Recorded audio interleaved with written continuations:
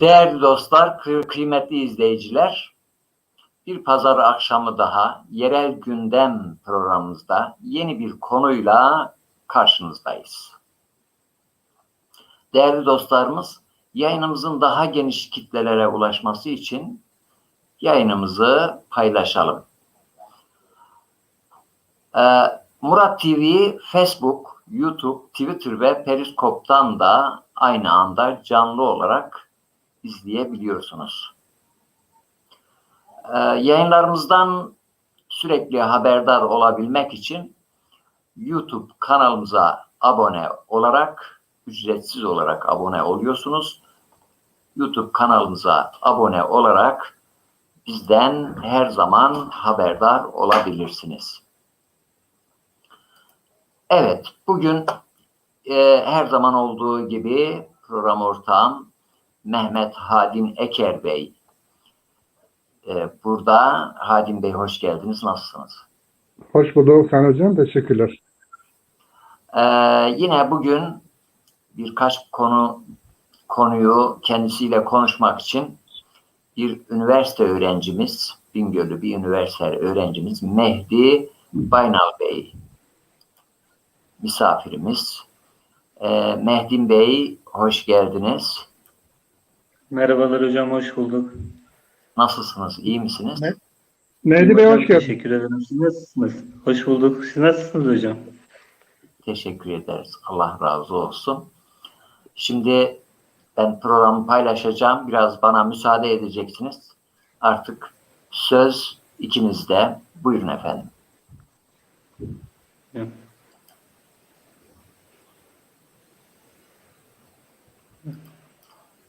Hadim Bey, buyurun. Söz sizde.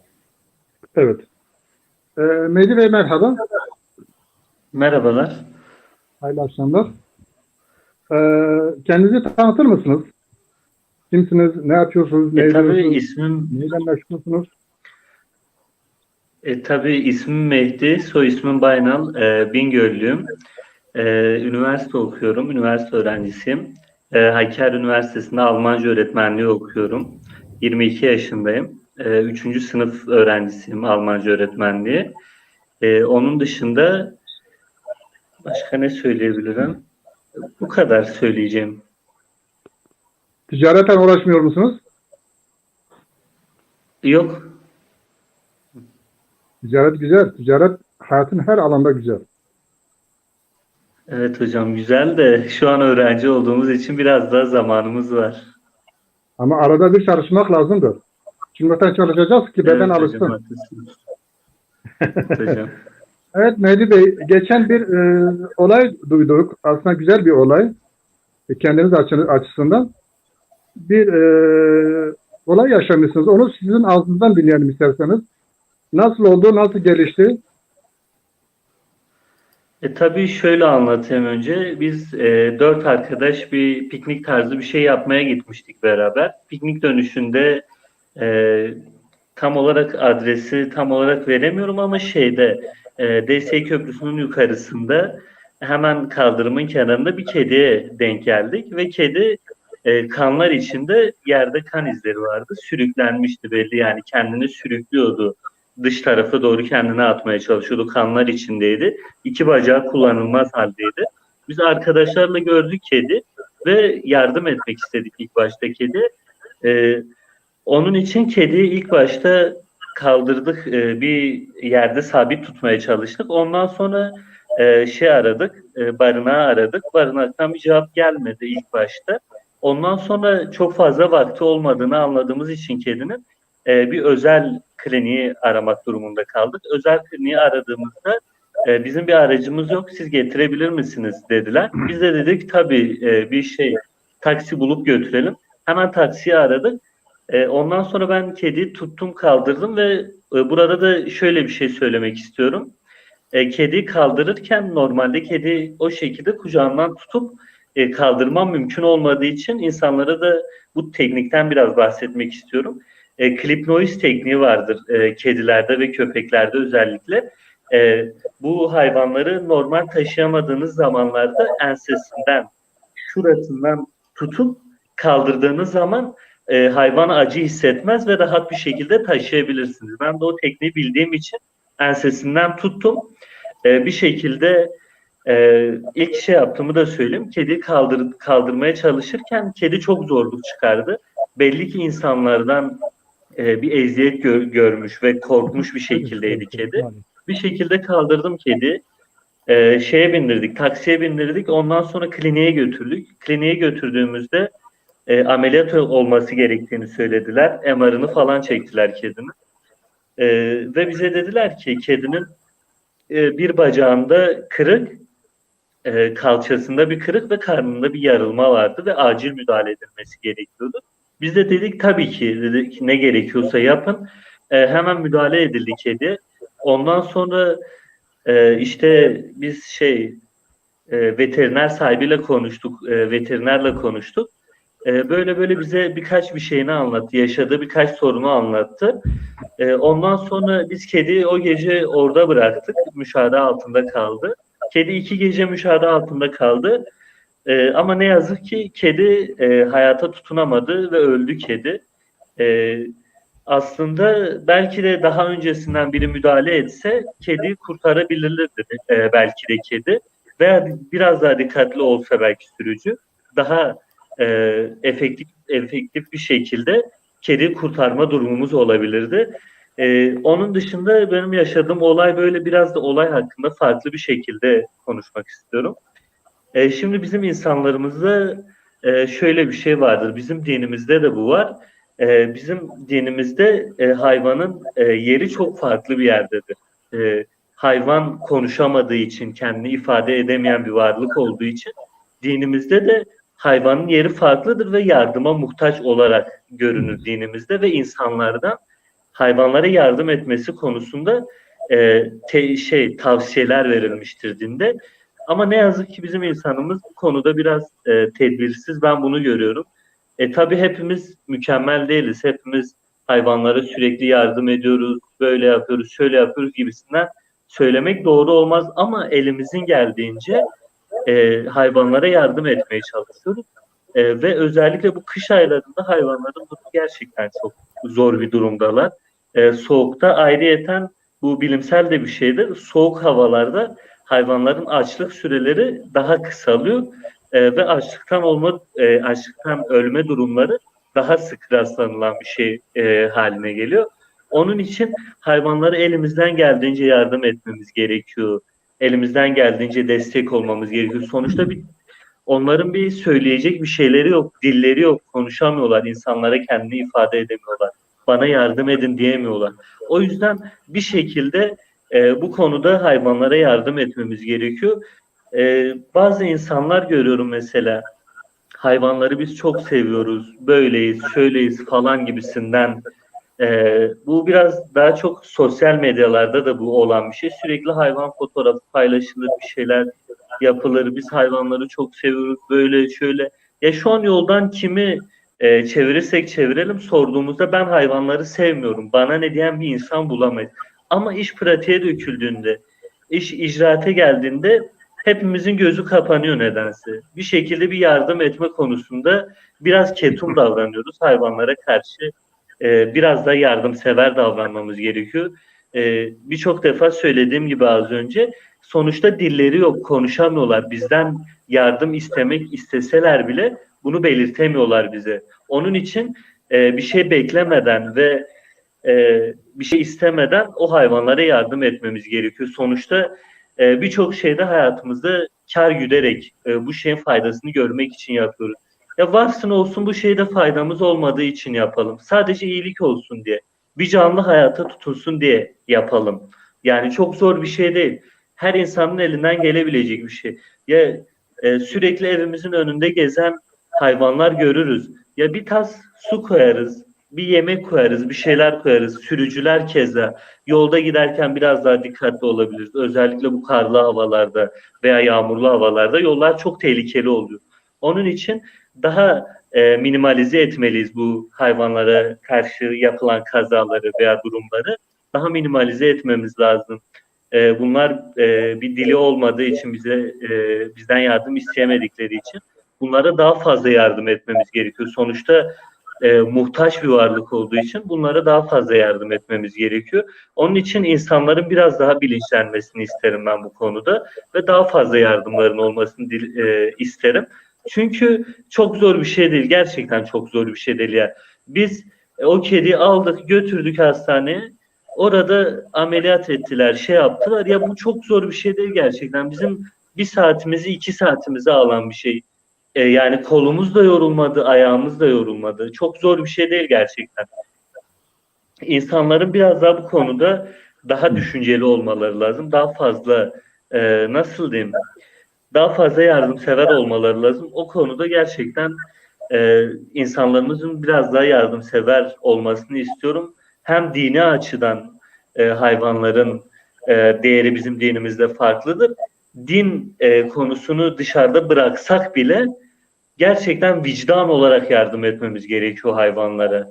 Yani her açıdan da hayvanlara yardım etmemiz gerekiyor. Evet.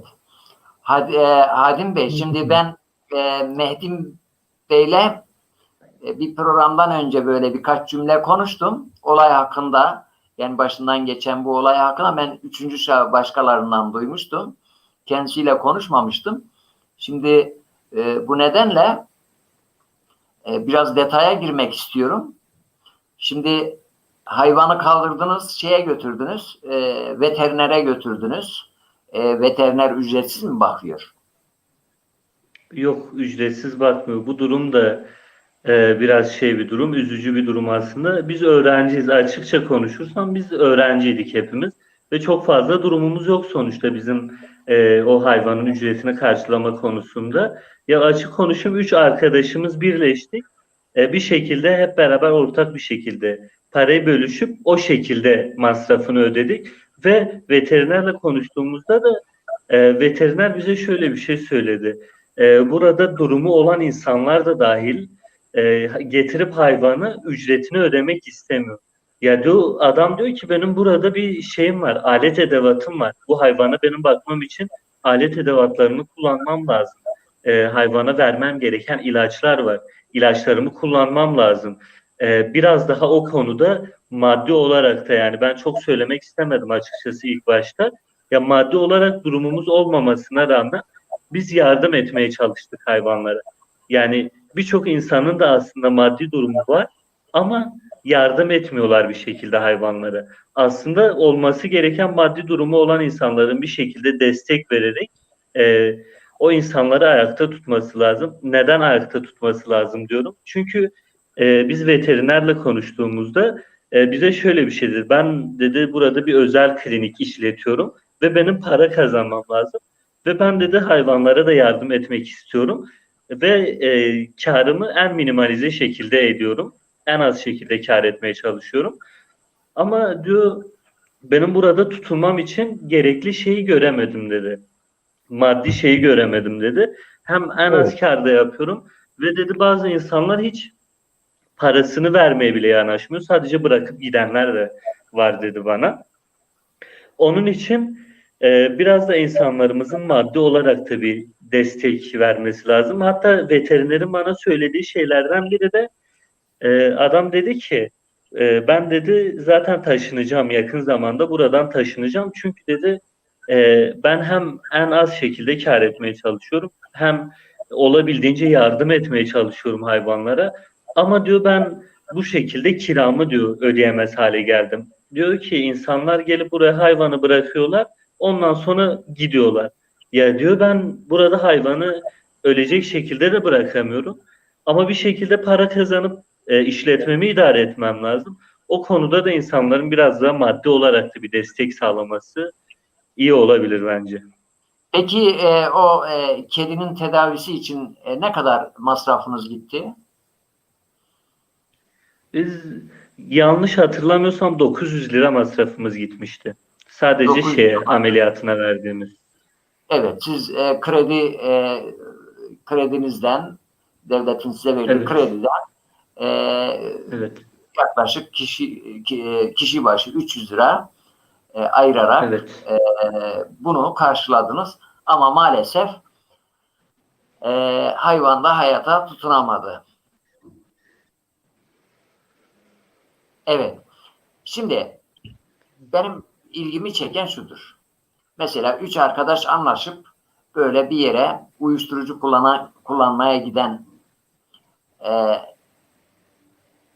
gidenler de var. Hırsızlık yapmaya da gidenler de var. Efendim veyahut şunu bunu kovalamaya gidenler de vardır. Yani böyle insanlar vardır. Bir de böyle insanlar vardır. Değil mi? Şimdi Evet. ben haberleri açıyorum. Akşam bir bakıyorum falan yerde sokak ortasında kadına şey yapmış. Şiddet uygulamış. Filan yerde babasını dövmüş. Falan yerde efendime söyleyeyim annesini babasını sokağa atmış. Yok huzur evine götürmüş. Filan yerde bakıyorsunuz hayvana şiddet uygulanmış. Filan yerde şu olmuş. Yani böyle güzel haberlere hasret kaldığımız bir dünyadayız. Ki Maalesef. iki şey var. Burada sizin konuşmanızdan benim aldığım şudur. Yani sosyal medyada bu işin edebiyatını yapan insanlardan çok sizin gibi ben bu gençleri de zorla yani rica minnet zorla yani örnek bir davranış gençlerimize örnek olması açısından zorla getirdim. Yoksa yani biz yaptık kimse de bilmesin önemli değil diyen gençlerimiz. Ama bunun edebiyatını sosyal medyada yapmak işin edebiyatı başkadır bir de fiiliyatı başkadır. Fiiliyata dökmek gerekiyor. Şimdi tabii hayvana acımayan insana da acımaz.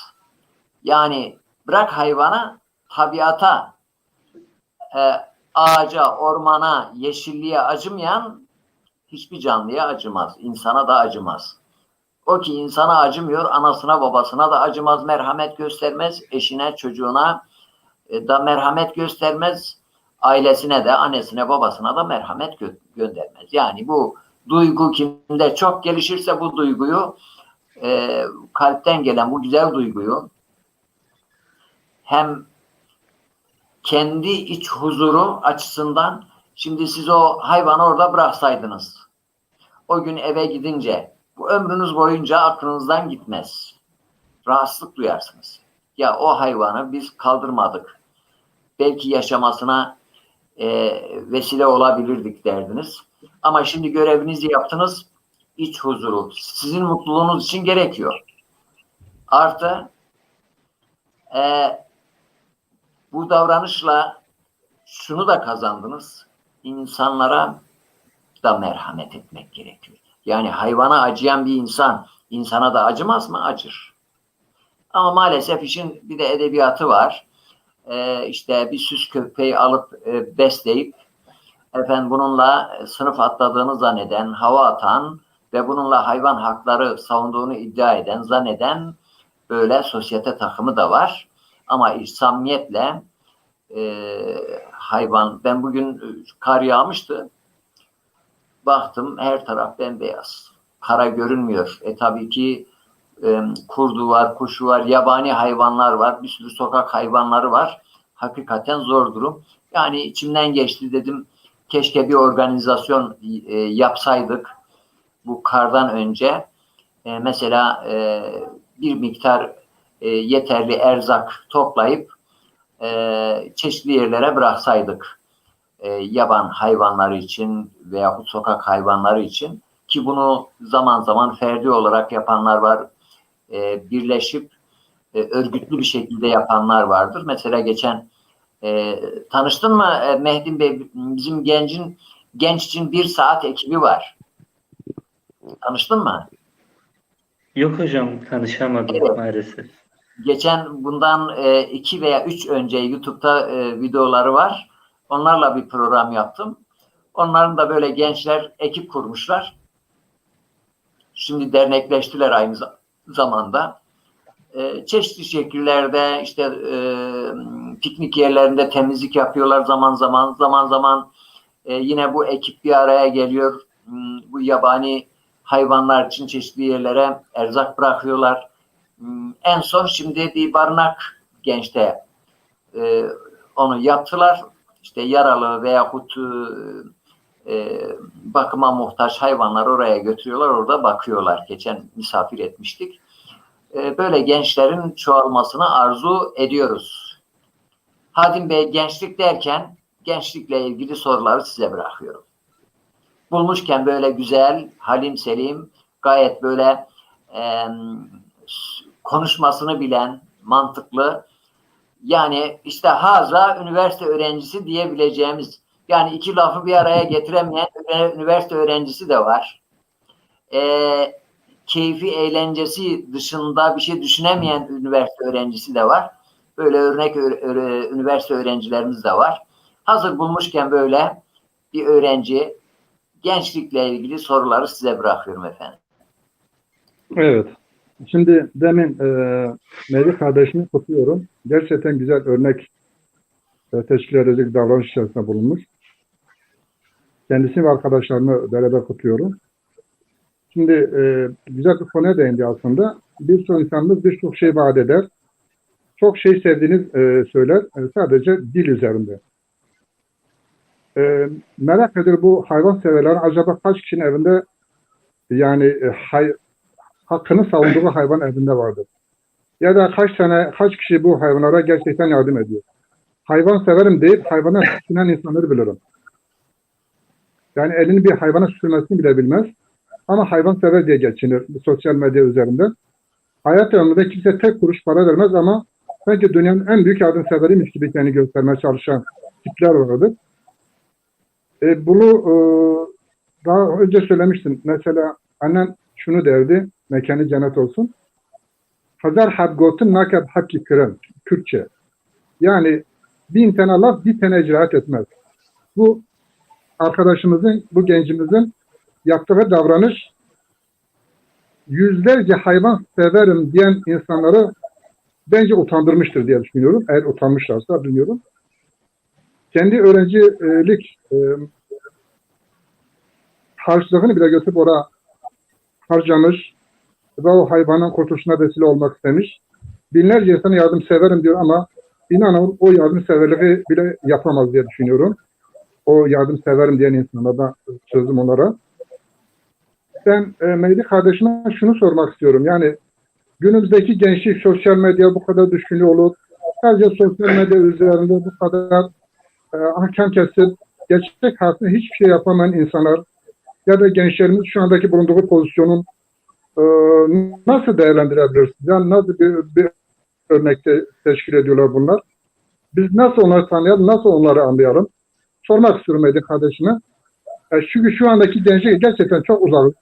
Düşünce olarak uzak, adap olarak uzak, edep olarak uzak. Yani hiçbir şeyimiz birbirine uymuyor. Bu gençliği bize tarif edebilir misin acaba? Yani sizin gördüğünüz gençlik ve bizim anladığımız gençlik nasıl bir şeydir acaba? Hocam, ilk başta söylediğiniz sözle ilgili ufak bir şey söyleyeyim. Dediğiniz gibi sırf gösteriş için bazı insanlar ben hayvanları seviyorum veya bu tarz şeyler söylüyorlar. Ya ben bazı insanları görüyorum, ayağıyla hayvanı seviyorlar ayağıyla şey yapıyorlar, hayvanın üstüne doğru seviyormuş gibi yapıyorlar. Ondan sonra da diyorlar ben hayvanları seviyorum böyle şöyle. Asıl hayvanseverlik şey bu değil yani insanda asıl hayvanseverlik, insana saygı bunların en başında gelen şey tabii ki de vicdandır. İnsanda önce vicdanın olması lazım. İnsanda vicdan olursa ondan sonra her şey daha kolay olur. Şimdi de biraz gençler hakkında konuşmak istiyorum. Günümüzde biz Mehdi Bey, internet konusunda biraz şanslıyız. Mehdi Bey, Mehdi kardeşim. Senden rica Evet, ediyorum. Sadece hiçbir siyasi cümle arada geçmesin. Biz sadece insanın tabii tabii. güzelliklerden bahsediyoruz. Nasıl bir gençlik Tabii, alabiliriz acaba? tabii. Tabii hocam. Hocam şimdi şöyle bir şey var gençlikte. Şu an biz çok şanslı ve çok şanssız bir toplumdayız. İnternet toplumunda olmamızın faydalı tarafı her bilgiye çok kolayca ulaşabiliyoruz. İstediğimiz her şeye çok kolayca ulaşabiliyoruz. Çok çabuk öğrenebiliyoruz. Yani şu an okuma, yazma bilmeyen insanlar bile sesle bir şeyi aratıp o şeyi dinleyip de öğrenebiliyor. O kadar şanslı bir zamandayız. Ama bir yönden de çok şanssız bir zamandayız. Çünkü sosyal medya şu anda bir zehirli bir yer gibi gerçekten ve insanlara verilen şeyler gerçekten çok farklı şeyler. Çünkü bu insanlara verilen şeylerden kastım insanların birbirine verdiği şeyler gerçekten çok faydasız şeyler. Ben bazen görüyorum aslında benim yaşım çok büyük değildir. 22 yaşındayım. Siz tabii değerli hocalarım benden daha iyi bilirsiniz. Eskiden olan yaşantılarda insan bir şeyi öğrenirken veya bir şeyi kazanırken çaba göstererek kazanırdı. Bir çaba vardı ortada. Şu anda insanların hiçbir çabası yok. Sadece kolay şekilde istediğini alıyorlar. Biraz e, gençlerdeki sorunun temellerinden biri de aslında velilerdir. Bazı şeyleri çok rahat veriyoruz gençlerimize. Mesela çocuk yemek yesin diye telefonu veriyorlar, videoyu izlerken yemek yiyor. Biraz kolaya kaçıyor velilerimiz aslında. Biraz daha çok şey yapmamız lazım, dikkat etmemiz lazım çocukların ulaştığı içeriklere, yerli, yabancı birçok içeriklerde baya sakıncalı şeyler de var aslında. Onu biraz denetlenmesi lazım velilerin biraz denetlemesi lazım onu. Onun için biraz daha gençlerimizi şöyle tarif edebilirim biraz da. Pamuk ipliğine bağlı olan bir gençlik biraz. Çok fazla sıktığımız zaman bu sefer kötü bir yere gidebiliyor. Hiç sıkmadığımız zaman, çok rahat bıraktığımız zaman bu sefer de kötü yerlere gidebiliyor. Ya bunu çocuklarımıza biraz anlayışla, biraz daha güzelce anlatarak, biraz daha eğitime yönlendirerek biraz daha anlatmak lazım. Biraz kendimden örnek vereyim. Biraz daha ben kendimi şey olarak tanımlıyorum. Biraz daha araştırmacı bir insanımdır. Bunun sebebi de ben bir şey merak ettiğim zaman o şeye açıp bakarım hemen. Mesela biri bana bir şey söylediği zaman asla inanmam birinin söylediği şeye. Önce bakarım, doğruysa eyvallah. Ondan sonra inanırım. Bizim insanlarımızda biraz da böyle bir şey var. Kulaktan doğma bilgilerle e, kendilerini şey sanıyorlar, çok şey bilmiş sanıyorlar. Halbuki kulaktan dolma bilgiler doğru dahi olsa sen hiçbir şey bilmiyorsundur. Çünkü sen kendin öğrenmemişsindir onu. Kendini araştırıp bulmamışsındır.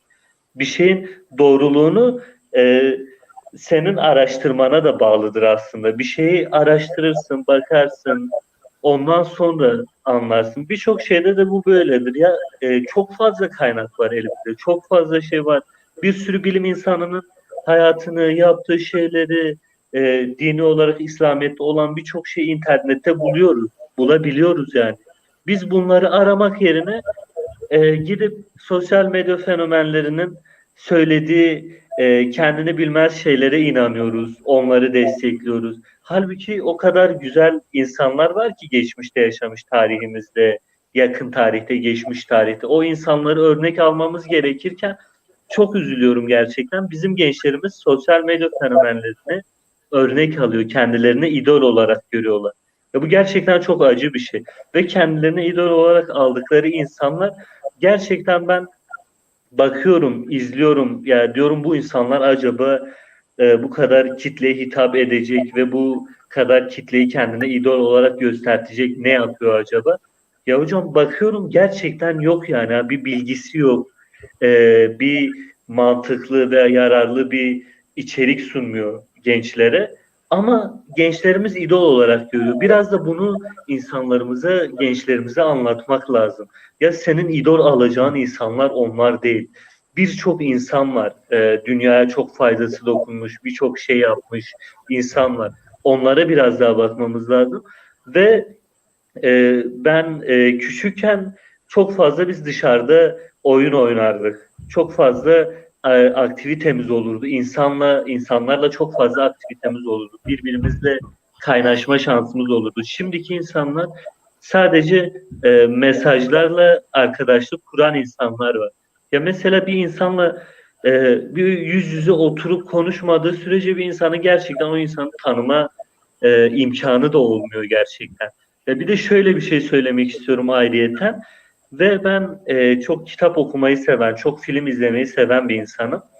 Ve bütün gençlerimize de bunu tavsiye ediyorum. Bütün insanlara kitap okumayı çok sevmeyen, film izlemeyi çok sevmeyen insanlara gerçekten tavsiye ediyorum. Çok fazla faydası dokunuyor insana. Her okuduğum kitaptan sonra yeni bir şey öğrenmiş oluyorum. Farklı farklı şeyler öğrenmiş oluyorum. Her izlediğim filmden sonra tabii her izlediğim film dediğimde, her okuduğum kitap dediğimde de bir de şöyle bir nokta var. Okuduğumuz kitapları, izlediğimiz filmleri iyi seçmemiz lazım ayrıyeten. Çok gerçekten faydasız, hatta faydasız değil de zararlı içerikler sunan kitaplar ve filmler de var. Bunlardan uzak tutup kendimizi, zaten bir filmi birçok sayfada izleyenler izleyenler yorumluyor filmi. O filmi veya kitabı yorumlayan insanların ilk önce yorumlarına bakmamız lazım. Bu kitabın içeriği ne acaba? Bu yazar ne amaçla yazmış bunu? İlk başta bunları idrak edip ondan sonra içeriğimizi de iyi seçmemiz lazım. Ya şimdiki gençlikten gerçekten her zaman umudum var, umudum var diyorum ama gerçekten umudumu yitiriyorlar. Ya ben söylediğim şeyde gibi ilk başta hayvanlar için söylediğim şey gibi mesela hayvanların bakımı için de bir maddi destek gerekiyor. Ama insanlarımızda bu maddi desteği vermeye yanaşacak çok az insan var. Ama hocam belki denk gelmişsinizdir. Sosyal medyada e, bizim durumu çok da iyi olmasa da bazı insanların o durumu iyi olan insanlara para atıyorlar canlı yayınlarına. Para atıyorlar. Yani buradaki tek sistemleri zengin olanı zenginleştiriyorlar. Ama sen hala şeysin yani durumun çok iyi değil. Sen hala yerinde sayıyorsun ama adamın zenginliğine zenginlik katıyorsun. Ya sen Ya, paranı illa farklı bir yere atmak istiyorsan hayvanlara ver veya farklı faydalı olacak yerlere ver. Ama insanlarımız gerçekten biraz farklı bir düşünce yapısına sahip. Onun için biraz daha dikkatli olmaları gerekiyor bence. Evet. Ee, evet. Normalde biz misafirlerimizi sık sık sözlerini bölüyoruz ama sen o kadar güzel, o kadar akılcı, o kadar verimli konuşuyorsun ki yani 3 saat de konuşsan, 5 saat de konuşsan zevkle dinlerim yani. Hiç araya girmek istemem. Evet. Teşekkür Yani ederim hocam. şimdi demek ki yapılan iyi bir davranışın içinde iyi bir mantık, iyi bir beyin vardır. Örneğinde görüldüğü gibi. Yani yoksa günde aynı olayla karşılaşıp tepki vermeyen böyle bırak onu yani orada insan can çekişiyor. Duyuyoruz işte arabayla adama çarpıyor, çekiyor, gidiyor. Doğru mu? Ya bu sokakta adamın Evet hocam. arabasına çarpıyor, çekiyor, gidiyor. Hayvana çarpıyor, çekiyor, gidiyor. Böyle insan da var, böylesi de var. Böylesi konuştuğunda işte yürekten konuşuyor. Yani söylediğiyle yaptığı birbirine uyduğu için dinlenir. Ama öbürü işin edebiyatına kaçar, lafta kalır, haliyle etkisi olmaz. Yani yaptığın iş lime tekulune ma la tef'alun ayettir. Duymuşsunuz. Yapmadığınız şeyi neden söylersiniz? Adam merhametli değil, ey insanlar merhametli olun diyor. Hayvan sevmiyor, ey insanlar hayvanları sevin diyor. Kadınlara iyi davranmıyor, lütfen kadınlara şiddete hayır diyor. Efendim, iyilik yapmıyor hayatta, iyilik yapalım, iyilik yapınız diye böyle efendime söyleyeyim süslü süslü böyle duvar kağıtları paylaşılıyor. Tabii ki etkisi olmaz. Kalpten gelen samimi sözlerin etkisi olur diyorum. Evet. Şimdi hocam lafınızı balla kesiyorum hocam. Söylediğinizle ilgili ufak bir hikaye anlatabilir miyim hocam? Buyurun. Buyurun. Bir gün bir kadın İmam Gazali'nin yanına gidiyor kocasıyla beraber. İmam Gazali'ye kadın diyor ki ya hocam benim eşim çok fazla bal yiyor ama bizim çok durumumuz yok. Bal alacak fazla durumumuz yok ama artık onda bağımlılık oldu. Bu balı yemeden duramıyor. Sürekli bal yiyor ama bu pahalı bir şey. Bizim alma durumumuz yok. Bununla ilgili bir şey yapabilir misin? Yapabilir misiniz bu balı bırakması için? Bir dua okuyabilir misiniz diyor. Ondan sonra İmam Gazali diyor ki şimdi gidin 40 gün sonra geri gelin. Ondan sonra kadın gidiyor kocasıyla beraber evine. Aradan 40 gün geçiyor. 40 gün sonra geliyorlar İmam Gazali'nin yanına. İmam Gazali adama diyor ki bal yemeyi bırak diyor. Çünkü diyor madde olarak pahalı bir şey. Böyle şöyle anlatıyor. Ondan sonra kadın kocasıyla beraber evine gidiyor. Bir hafta sonra geliyor İmam Gazali'nin yanına. Ya diyor hocam gerçekten söylediğiniz sözler işe yaradı. Benim eşim bal yemeyi bıraktı. Çok fazla bal yemiyor artık şey yapmıyor falan. Diyor peki diyor siz bunu 40 gün önce söyleyebilirdiniz. Neden 40 gün sonra geldik öyle söylediniz bunu? Diyor ki ben 40 gün önce bir bal yemiştim. Siz gelmeden önce bal yemiştim. O balın benim vücudumdan gitmesi için 40 gün geçmesi lazım ki ben kendi yapmadığım bir şeyi ona da söyleyeyim ki bir etkisi olsun. Evet. Evet. Güzel Demek ki yani samimi duygularla, ihlasla, dini ifadeyle ihlasla, halk ifadesiyle samimi duygu, içtenlikle söylenen bir laf etkiler. Evet, yani bir diğer şey de sürekli yani bakıyorsunuz mesela kendim için söylüyorum. Hep başkasına iyi olun, iyi olun, iyi olun. Yahu kardeşim bir önce sen bir iyi ol da göster kendini. Millet baksın sana yani. Ben olamıyorum da siz iyi olun. Anlamında herhalde söylüyoruz değil mi Hadim Bey? Büyük ihtimalle öyledir yani iyi olun diyen herhalde iyi olmak için kendisi iyi olsun diye söylemiyor. Herkes ona iyi davransın diye iyilik istiyordur bu insan. Kimse iyilik yapmayı düşünmüyordur herhalde. Şimdi geçen söyledim Sayın Hocam. Dedim herkes bu kadar güzellikten bahsederken kime sorarsan sor herkes güzelliklerden bahseder, iyiliklerden bahseder. Peki bu kötülükleri kim yapıyor acaba? Ya bunca iyilikleri konuşulduğu bir ortamda bu kadar kötülük nasıl oluyor? Yani mesele söylemek değildir. Mesele sen ne yaptığındır. Yani bir insanın söylediklerini değil, bir insanın yaptıklarına bakmak lazımdır. Daha hoş anlatılmış olur. Evet, tavsiyelerimizi, nasihatlarımızı önce kendimize yapmamız lazım. Kendimize yaptıktan sonra zaten lisan-ı halimiz onu anlatır. Evet. Yani mesela bu gencimiz ve arkadaşlarla birlikte yaptıkları davranış.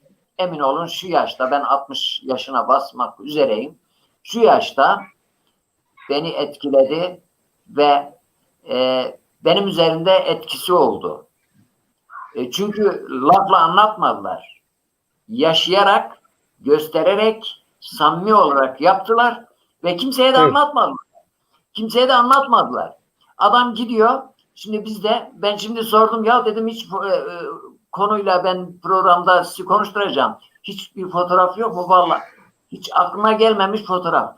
Ben birçok şeyde televizyonda izliyoruz. Adam orada can çekişiyor, el atmıyor. Kamerayı haline alıyor, adamı çekiyor. Ben buradan bir güzel görüntü alabilir miyim diye. Tamam Evet. mı? Maalesef. Evet. Dolayısıyla hakikaten zaten tarihte de öyle olmuş. E, iyilik e, iyilik iyiliği kendinde özümsemiş insanlar çevresine iyilik yaymışlar. Evet. Peki şimdi Mehdi Bey bir bakayım. Şöyle 15 dakikamız kaldı. Böyle efendime söyleyeyim güzel üslubunla, akıcı üslubunla öyle bir konuştun ki dakikalar nasıl geçti bilemedik.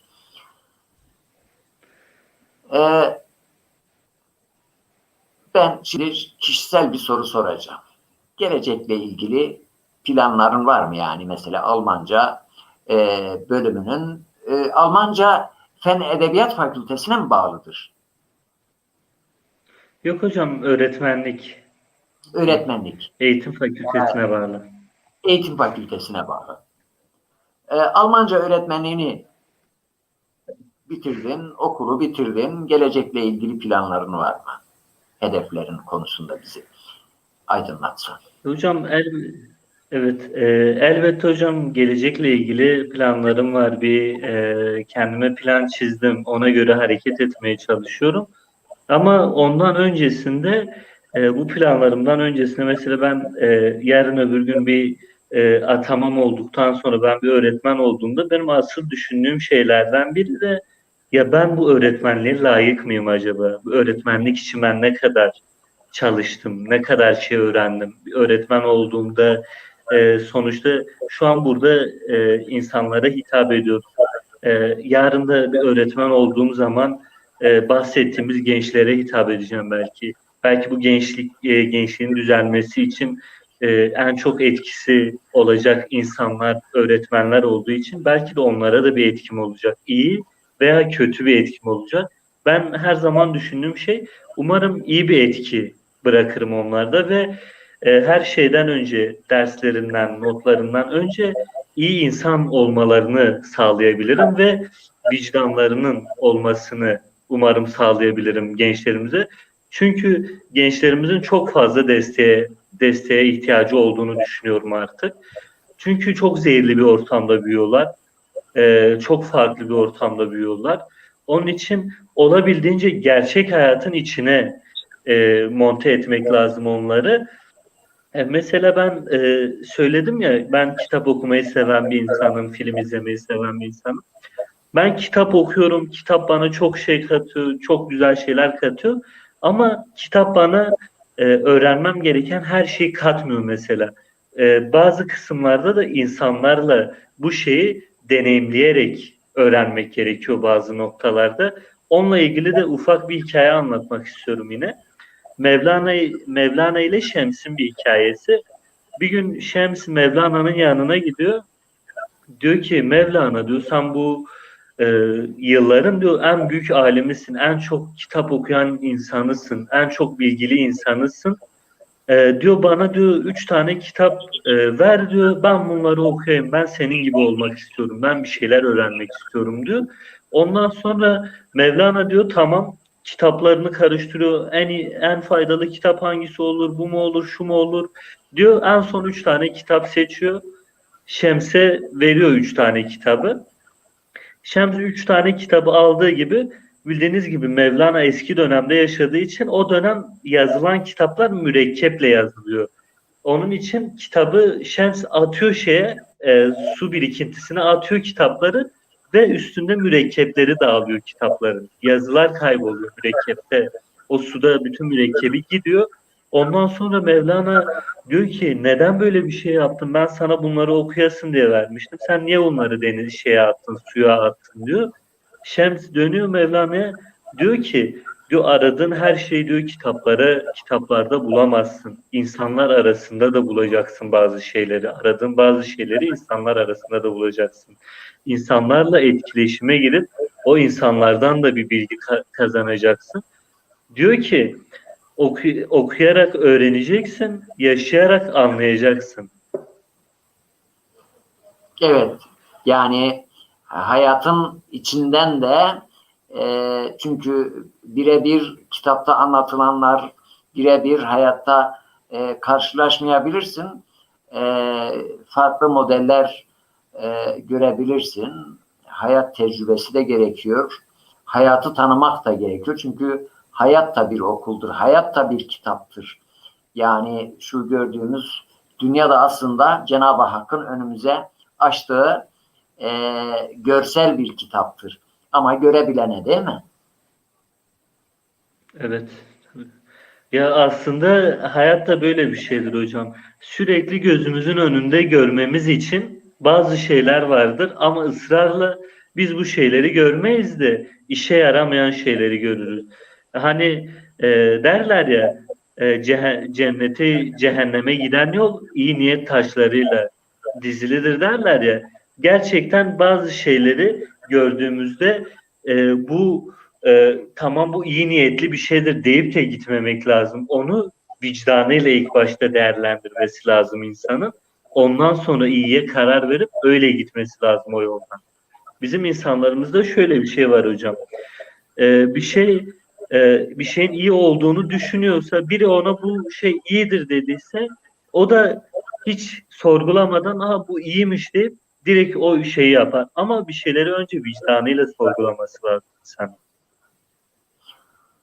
Evet, yani hayatta birçok şeyi görürüz ama herkes kendi gözlüğünden, kendi bakış açısından görür.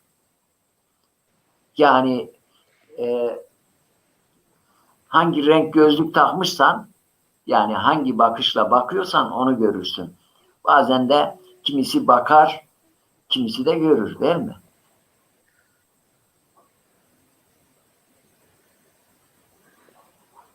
Yani her bakan da tam göremiyor.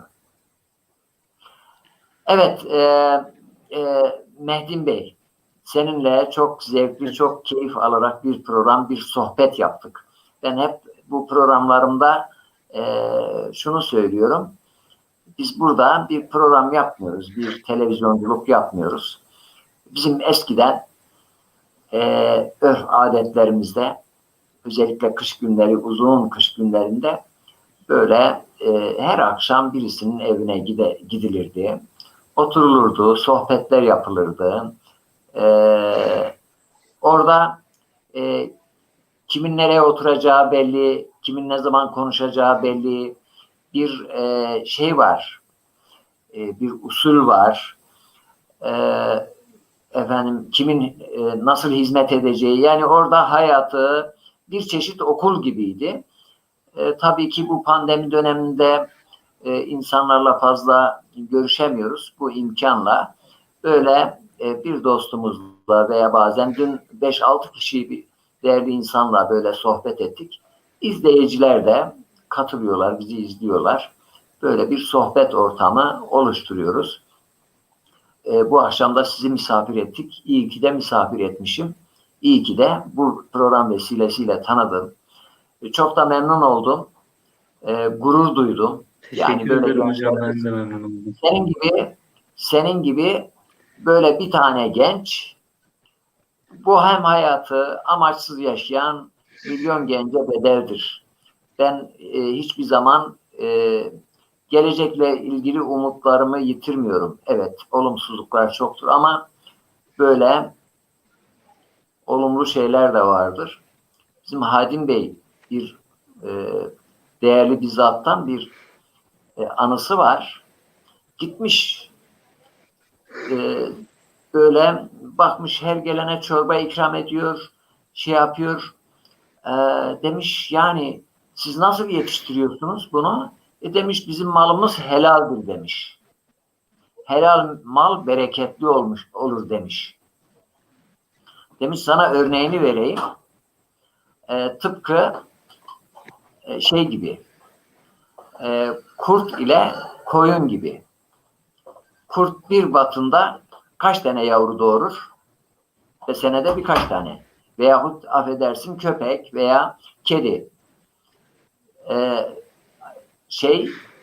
Ama koyun senede bir defa doğurur. En fazla ikiz doğurur. Çok nadir üçüz de doğurur. Ama köpeğin eti haramdır.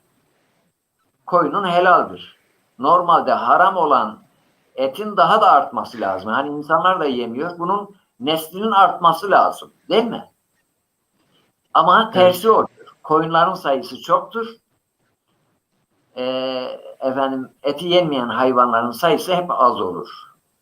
Sebebi de bir ibretlik olarak yani helal şey bereketli olur. Ben dürüst, temiz, iyi amacı olan gençlerin daha bereketli olan, geleceğin bu gençlerin olduğunu, bu gençlerin geleceği şekillendireceğine inanıyorum. Diğerleri kendilerine zarar verirler. Topluma zarar vermeden önce kendi kendilerini bitirirler. Haliyle sizin gibi gençlerin artması hedefimizdir. Öğretmenlikle ilgili de ben senin çünkü ben de mesleğimdi, ben de isteyerek öğretmen oldum. Başka meslekleri seçebiliyordum. Daha iyi para kazanabileceğim, daha fazla maaş alabileceğim meslekler vardı. Aynı amaçla ben de öğretmenliği seçtim. Hiçbir zaman pişman da olmadım. Fakat şunu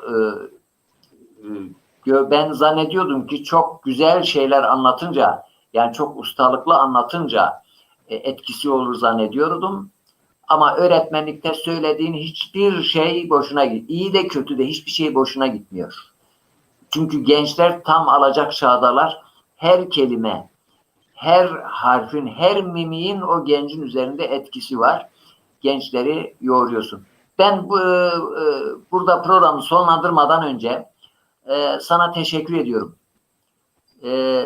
Ben de teşekkür ederim hocam. Özellikle senin ailene, senin gibi bir evlatları olduğu için gurur duymalarını tavsiye ediyorum ve eli öpülesi anneniz babanız var ki sizin gibi evlatlar yetiştirmiş diyorum. Son sözlerini alacağım. Ondan sonra programı kapatacağım. Hadim Bey herhalde düştü, internetten dolayı düştü.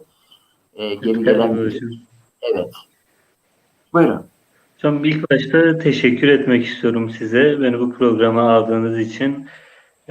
Az da olsa bir şeyler anlatmaya çalıştım insanlara. İnşallah bir kusur olduysa, bir sürçülisanım olduysa affola. Yanlış bir şey söylediysem affola. Ve insanlara yaşadığım bir olayı anlattım. Arkadaşlarımla beraber yaşadığımız bir olayı anlattık. Umarım bundan sonra insanlar inşallah bir örnek alırlar. Bu sadece benim yaşadığım bir olay değil sonuçta bu. Birçok insanın yaşadığı bir olay.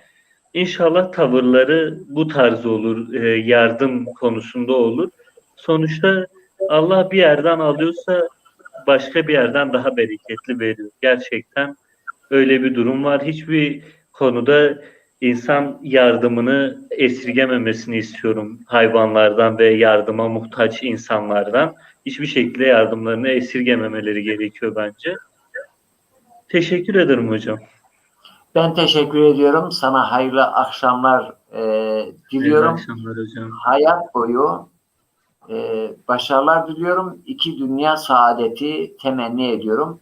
Değerli izleyicilerimiz, bir programımızın daha sonuna geldik. Keyif alarak konuğumu ağırladım, sohbet ettik birlikte. Umarım siz de keyif almışsınız, istifade etmişsiniz diye düşünüyorum. Programımızı paylaşarak daha çok insana ulaşmamızı sağlayabiliriz. YouTube kanalımıza abone olarak, ücretsiz olarak abone olarak yine bizi desteklersiniz daha büyük kitlelere ulaşmamız açısından. Program bitirirken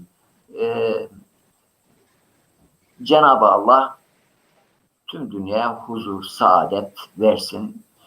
İnsanlarımızı doğru yoldan ayırmasın. İyilikler çoğalsın, kötülükler azalsın, bitsin istiyoruz. Esselamu Aleyküm ve Rahmetullahi ve Berekatuhu.